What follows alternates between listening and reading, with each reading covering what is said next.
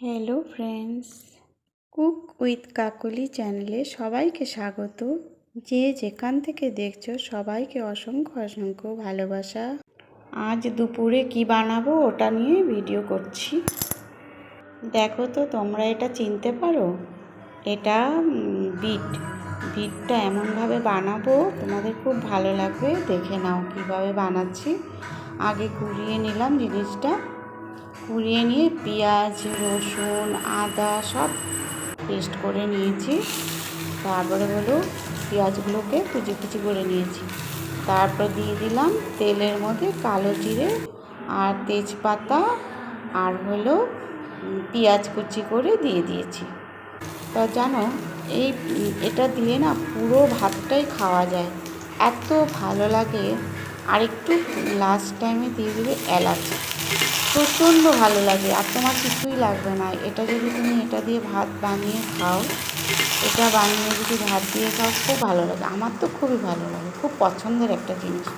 আর এটা খেলে জানো, বিটটা খেলে শরীরে রক্ত হয়, যাদের মানে হিমোগ্লোবিন একটু কম আছে তারা এটা দিয়ে যদি সবসময় এটা রস করে খায় বা স্যুপ করে খায় তাদের তো খুবই ভালো হবে। আর দেখো আমি ভাতটা বানিয়ে নিলাম। আজ বানালাম ডিমের ঝোল আলু দিয়ে আর হলো বিট বাটা। আর এখন চলে আসলাম বিকেলবেলা। দেখো বিকেলে চা টিফিন করব।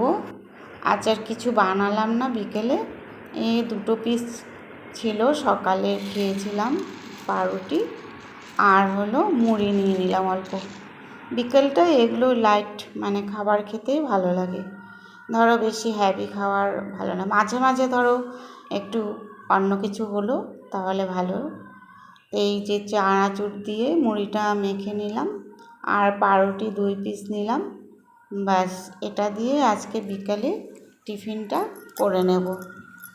আর তোমরা সবাই বিকেলে কি দিয়ে টিফিন করো আমাকে জানাবে।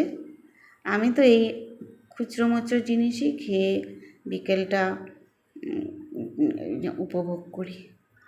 আর এই দেখো চা নিয়ে নিয়েছি এই। আর এখন হয়ে গেল খাওয়া, বাসনপত্রগুলো ধুয়ে রেখে দিলাম। আর বেশি বড় ভিডিও করব না, এটুকুই। সবাই ভালো থেকো, সবাই সুস্থ থেকো।